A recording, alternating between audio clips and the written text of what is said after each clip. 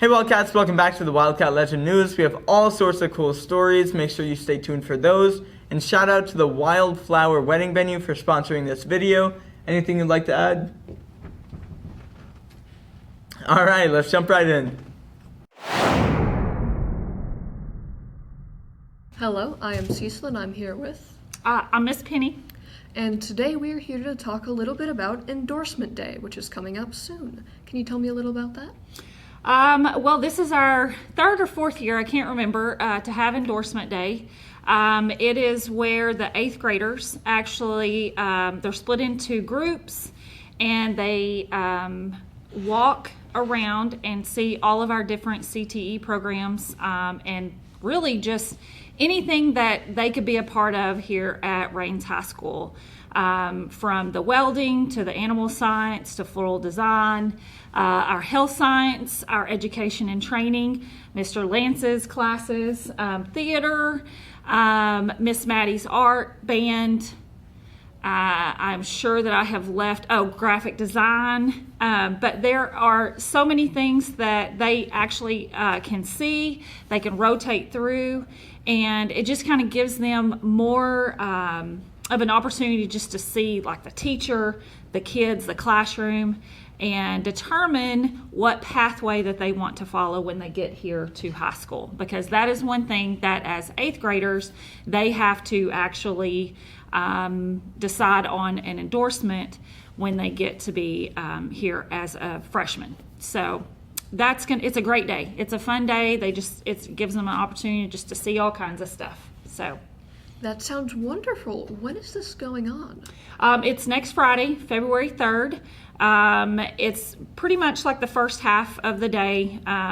We'll go over our student council kids, our leaders, and they'll walk the kids to the different groups. They rotate every 10 minutes, and it's fast, but it gives them just our teachers, our CTE teachers, an opportunity to, talk about their program. They actually bring in some kids to, help share. And, that's next Friday. It's a great day. It's going to be amazing. And for the high school kids, our classes will just be going on as normal as the 8th graders come in and see what an average day in the classroom looks like. Exactly, yeah. They actually carry on. High school will just carry on as usual. And then the 8th graders will just kind of come and stand at the back, or they may actually sit in the classroom. But the kids, the high school kids, will just kind of be helping, presenting, or just watching the presentation themselves. All right. I heard that there is a scheduling day coming up. Yes, so Miss Moore and I have spent the last couple of weeks going into the classrooms talking about next school year, 23-24, which is always a fun, it's just a fun time because, you get excited about, what classes you can sign up for and things like that. And it's a lot to think about. But on January 31st, we will be calling each grade level to the cafeteria. We will get the Chromebooks, and the students will have the opportunity to actually enter their choices into Skyward and make it officially unofficial, really, because it's not official until August. But yeah, this is always an exciting time because we get to see what the kids are wanting to take, and we can kind of look at our numbers, and it's one of my favorite times of year. All right.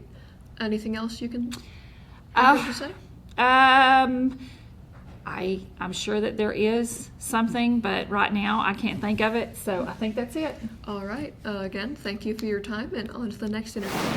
Hello Wildcats, I'm Coy, and I'm with the U.S. Army's ESS. So could you tell us more about that and what you're doing with us here today? Hi, yes. My name is John Turks. I'm an Education Services Specialist with the U.S. Army.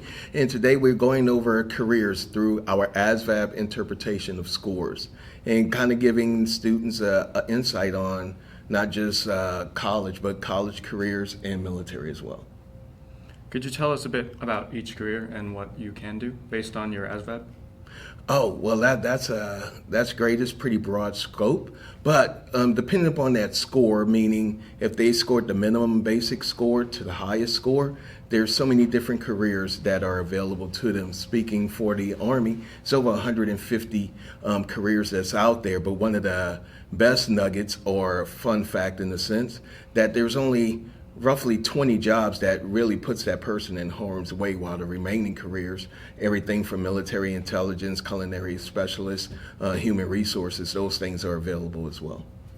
So for those who would like to enter into service, what's the process to getting in? Well, this is your first step in taking the ASVAB here in high school is your best effort and best opportunity, because you have a chance to actually get an interpretation of the scores and get a chance to see some of the service members as they come to explain their careers as well. But on that same note, they are able to come on in with a satisfying score, being able to meet the criteria health-wise and all of those sort of things, from physical fitness to any possible illnesses. If all those things are good to go, then they can enlist without any trouble. So you've been meeting with students, correct? Could you tell us about how you've been talking with them? Oh, yeah. So today we got a chance, or this morning I should say, we got a chance to talk to them a little bit about some of the things they wasn't aware of on how to apply for scholarships, and also kind of dispelling that myth, talking about ASVAB, is that as soon as they take the test or as soon as I come in, it's going to all be military driven. No, we want to make sure that we cover the whole gambit, so that way they know that they have a possibility of being able to accomplish everything, because even while they're in the military, like I was, they'll be able to accomplish their degrees in any of those things that they seek out. So do you have anything to do with scholarships? Yes, mainly on the beginning end, in the sense of I get to assist that person as they're enlisting in. So once they're in, now they could utilize tuition assistance while they're in the Army, because we have education services officers that will be able to lead them throughout their collegiate career. And that way they'll use tuition assistance, and that way they're not utilizing their GI Bill, or in the state of Texas, they're not using the Hazelwood Act. So for myself, I earned my degree while I was in. So my first degree is in workforce education and development. My second degree is in curriculum and instruction, but I did those both while I was in. So that way I was able to save my GI Bill and pass it on to my daughters. So could you tell us a little bit about your military career? Sure. I am a 20 years retired Navy hospital corpsman. So I worked as a corpsman with Marines, with Special Forces, as well as in hospitals, but my certifications is in advanced X-ray and basic X-ray that I was able to obtain through school. But I decided not to stick with medicine. Towards the end of my career, I became an instructor, so I kind of started going the educator route from that point. But throughout my 20 years, it took me to a whole myriad of countries and a lot of different humanitarian missions I wouldn't have never thought I would be able to see or be a part of. But overall, yeah, you're gonna have a few rocky bumps in there. That's the most realistic part. You're gonna have a few struggles. But as the time went on, I do not regret it at all. The 20 years kind of flew by. And as I was stating to the class earlier, I said I joined when I was 20, I retired when I was 40, but at that time, my parents were still working, so they working on their first retirement, but I already achieved it. So I think that's one of the biggest unknown secrets there by serving in the military. All right, well, thank you so much for coming on, and No, thank you. We'll see you on the next one, Wildcats. Hello, Wildcats. My name is Chris, and I'm here with... Amanda. Well, Amanda, can you tell me a little bit about yourself? I am a track student for Rains High School. So, how is track going so far? We just started practice last week, but I've been training since June. That's good to hear. The more practice is great. Can you tell me about what kind of events are y'all going to next? I'm going to be pole vaulting for the school, and we're not quite sure what running events we're doing yet, but I will be pole vaulting. That sounds fantastic. So, what are some words of wisdom to other people trying to get into track? You just really gotta put in the work. It's a lot of running, and you gotta work on the fundamentals for sure. So, you said you do pole vaulting. Can you tell me how is that going for you? How how do you get used to going the heights and the speeds and all that kind of stuff? Well, I have always loved heights since I was younger, and so when I first tried it, I never really had a problem with the height, but something I know a lot of people do is they'll hang from like really high bars to get used to it, because you can be jumping like 12, 13 feet in the air sometimes, and so it could be a little scary, that's for sure. Me personally, I don't like heights. So, do you know when the next event is going to be happening? I'm not quite sure, but I believe it'll be sometime around late February. All right. Well, thank you, Wildcats, and thank you for coming on. We will let you know as soon as the track meet is going to happen, and we will see you in the next interview. Hi, I'm Jamie, and this is Lee, and today we're going to be talking about powerlifting. So what's going on with that? We have a meet on the 25th. People have been getting cut because our grades aren't really that good, but we still have some pretty strong people on our team. Our last meet, which was varsity, everybody was told that they did pretty good. We didn't meet our goals because most of us are in the higher weight division. But I feel like this meet we're gonna do pretty good. I just feel like we're gonna do good. So what are you working towards? Like, what are you wanting? Me, with my weight class and how much I love lifting, I'm fixing to start to set my goal for the 1500 region. It's where you have to, in all your total lifts, you have to lift a total of 1500. I'm pretty close. I wouldn't say I'm gonna get there this year, maybe next year though. So how did you get into powerlifting, and do you have any tips for us? Well, the reason why I got into powerlifting was because I saw people get bigger than me, and I didn't like it.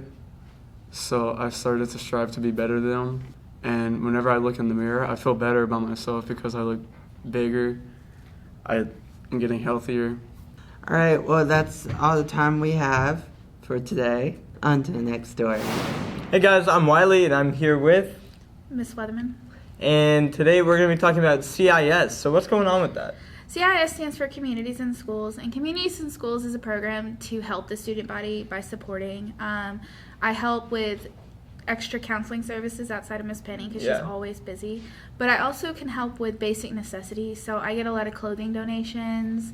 I need shoes donations. So if anybody has shoes they don't want, hangers. I do hygiene donations. So like even if you just need to brush your teeth here at school, I have extra toothbrushes and toothpaste. I have deodorant. I have shampoo.